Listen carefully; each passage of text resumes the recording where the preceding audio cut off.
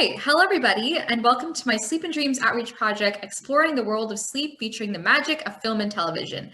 My name is Nikka Mofid, and I'm so excited to get started with you guys today. So introduction, welcome to my Sleep and Dreams Outreach Project. In this presentation, we'll cover the basics of sleep cycle and rhythm, factors affecting sleep quality, sleep debt and the importance of drowsiness as a red alert, common sleep disorders, misconceptions about sleep, and we're gonna do this all with fun examples and case studies from film and television. So buckle up, grab some coffee, and remember, drowsiness is a red alert. So let's start with the basics of sleep cycle and rhythm. There are several parts of our brain involved in sleep, including the hypothalamus, brainstem, pineal gland, basal forebrain, and the amygdala.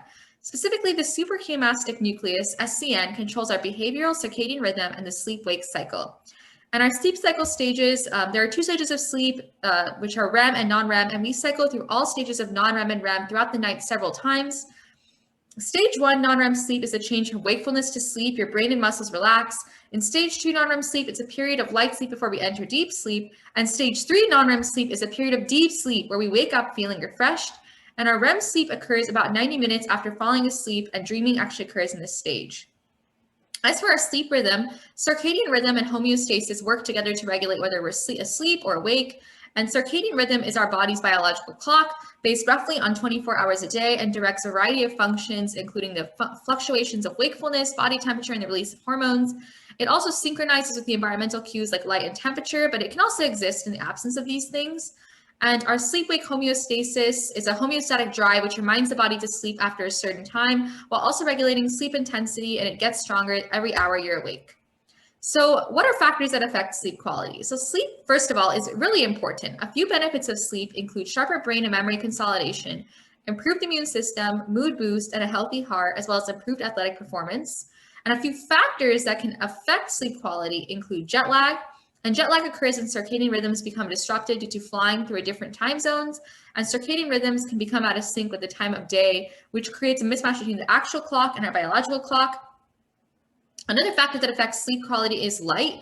Exposure to light makes it really difficult to fall asleep or return to sleep when you're awake, and being exposed to light earlier in the day pushes your circadian rhythm forward, and later in the day pulls it back. And light therapy can actually be used to fight jet lag.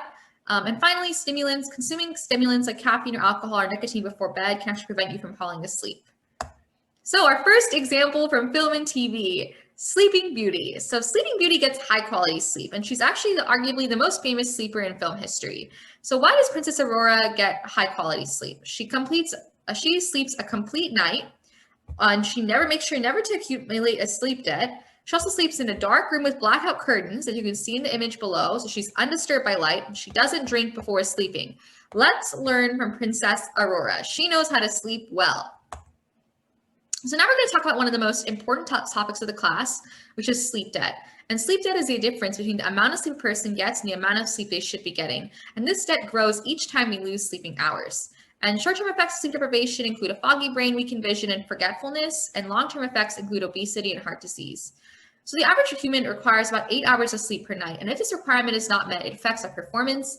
On average, Americans sleep 6.9 hours during the week, and experts actually recommend 8 hours, like I said. So it means that we're losing an hour of sleep each night, and that's more than 2 full weeks of slumber a year. The good news is, however, that sleep debt can be repaid by sleeping more, but sleep cannot be banked for later. So sleep is important. Remember, do not accumulate a sleep debt. Now, for the most important topic of the class, drowsiness is a red alert. So as I stated before, a lack of sleep over a long period of time can lead to a sleep debt. And in turn, a high sleep debt can not only degrade your everyday efficiency and performance, but it can also be extremely dangerous, especially when doing tasks that require focus, like driving a car or flying a plane. So that's why drowsiness is a red alert is a key phrase of the course, because it has the power to save lives. When we have a sleep debt or feeling drowsy or we're in danger of falling asleep, we're in danger of falling asleep anywhere. So it's important that if we're feeling drowsy, remember it's a red alert, and be careful with the actions you take. And if you're feeling drowsy, just get some sleep, or even a 20-minute micro nap can improve your focus. Remember, it is not worth it to accumulate a sleep debt. And in the next slide, we're actually going to show an example of drowsiness as a red alert from film and television. So here's an example from The Simpsons. Homer falls asleep while driving and drives off a cliff and dies. So remember,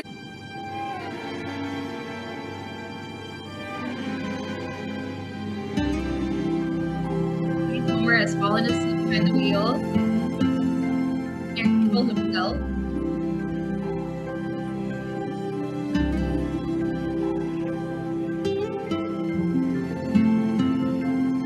He's fallen off the cliff. He dies, carried up by little innocent angels.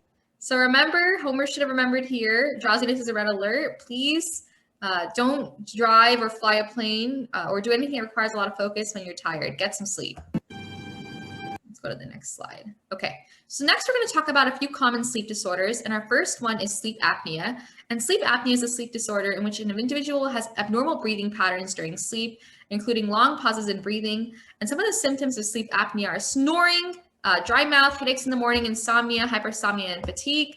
And they're oftentimes a person with sleep apnea has a few different risk factors. One is that they may suffer from nasal congestion, or they might be a smoker, or they might be obese and have excess fat on their neck. And sleep apnea can actually have a lot of very serious effects. It can lead to increased risk of high blood pressure, risk of developing type 2 diabetes, insulin resistance, and risk of liver scarring.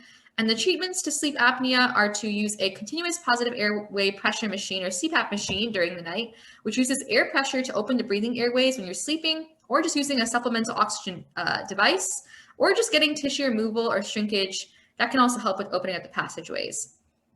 So now we're going to see an example from Friends where Joey snores. So he might actually suffer from sleep apnea, as we'll see.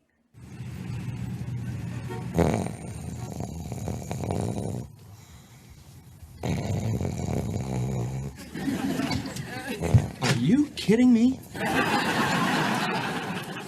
Joey. Joey. Joey. Joey. Joey. Joey. Joey. Joey. Joey. Joey. Joey. Joey. Joey. Joey. So Joey, it may be cheering in his sleep, but his snoring suggests he might be suffering from sleep apnea. Let's go to the next slide. So the next sleep disorder we're going to talk about is insomnia. And insomnia is a sleep disorder where people have difficulty falling asleep and staying asleep. And some of the major causes of insomnia could be a stressful event like death in the family or divorce, the environment you sleep in, maybe it's too bright or too dark or too hot or too cold, jet lag, time change, depression, anxiety. Insomnia actually affects a larger proportion of women to men, and a lot of old people develop it as well. And symptoms are fatigue during the day, irritability, difficulty concentrating or remembering things. And for treatment options, doctors might prescribe sleep medication, depending on how long insomnia has been going for. But behavioral therapy can reduce anxiety, is also a very good treatment. To prevent insomnia, we recommend not using your phone or electronic devices before bed, having a consistent sleep pattern, waking up and going to bed around the same time each day, exercising regularly, and avoiding caffeine, alcohol, and nicotine, which are all stimulants. So now I'm going to show an example from one of my favorite movies, called Fight Club, which is in the main movie, the main character actually suffers from insomnia, which leads him to hallucinating the film. So he'll talk a little bit about his insomnia in this clip. Earlier, for 6 months, I couldn't sleep. I couldn't sleep. I couldn't sleep. With insomnia, nothing's real. Everything's far away. Everything's a copy of a copy of a copy. When deep space exploration ramps up, it'll be the corporations that name everything. The IBM Stellar Sphere, the Microsoft Galaxy, Planet Starbucks. Yeah, so as you can see, the main character can't sleep at night, and he's suffering from headaches and fatigue and a little bit of delusion. So he definitely is suffering from insomnia. So let's go to the next slide. So our final sleep, talk about a few common, our final common sleep disorder, which is parasomnias. And parasomnias are a family of sleep disorders involving unusual physical events that disrupt sleep. Parasomnias are grouped by the stage of sleep they happen in, and the two main stages of sleep are REM and non-REM sleep. Parasomnias that happen during non-REM sleep include sleep terrors, and in sleep terrors, a person who is experiencing sleep terrors will often wake up in a terrified state, screaming or crying in fear. These episodes last approximately 30 seconds to 1 minute, and the symptoms include racing heart, open eyes, fast breathing and sweating. Patients are often confused when they're awoken. And sleepwalking is the other parasomnia that happens during non-REM sleep. And sleepwalkers often get out of bed and move with their eyes open, but they're actually asleep. And some features of this parasomnia include sleep talking and attempting to perform complex activities. Parasomnias that happen during REM sleep include nightmare disorder and sleep paralysis. In nightmare disorder, the patient has realistic dreams that invoke feelings of terror, fear, and anxiety. And those with nightmare disorder are often able to describe their dreams in detail if they're awoken during the nightmare. And this tends to occur if they're under stress, tired, or they've had high alcohol consumption. In sleep paralysis, this can either happen before you fall asleep or as you wake up, and patients cannot move their body or limbs, which causes a state of intense anxiety or fear. And in the next slide, we'll see a clip from Count Dracula, where Lucy sleepwalks when summoned by Count Dracula. So this happens at the time stamp of 57 seconds. Let me go there right now. In this clip, you'll see Lucy's sister following Lucy as she sleepwalks to the graveyard. And she performs a number of complex tasks on her way there. And this is Lucy. She's walking through a dark alleyway while asleep.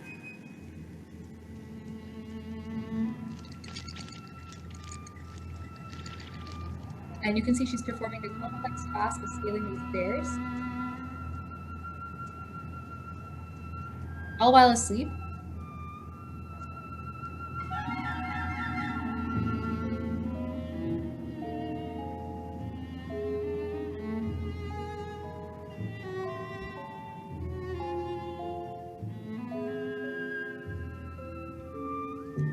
So yes, Lucy is suffering from sleepwalking, and she should definitely get that treated if possible. Let's go to the next slide. So now we're going to clarify a few misconceptions about sleep, rapid fire. First myth is that adults require 5 hours of sleep or less. This is false. Sleep is very important. The National Sleep Foundation recommends that adults sleep between 7 to 9 hours a night. Myth number 2 is that napping can make up for a lack of sleep at night. This is false. Naps provide a great boost of energy, but it's not a substitute for quality night's sleep. And the next myth is that alcohol before bed helps you sleep better. This is false. The quality of sleep actually declines after alcohol as it throws off your sleep cycles. And finally, myth, hitting the snooze button gives you more restful sleep. This is false. Hitting the snooze button actually leads to fragmented sleep, which is not restorative and will not make you feel more refreshed. So in conclusion, sleep is extremely important for humans to function at our best. Always make sure you get enough high quality sleep. If you're feeling tired, remember drowsy is a red alert. Drop your comments in the YouTube section below, and thank you to the amazing staff of Stanford Sleep and Dream.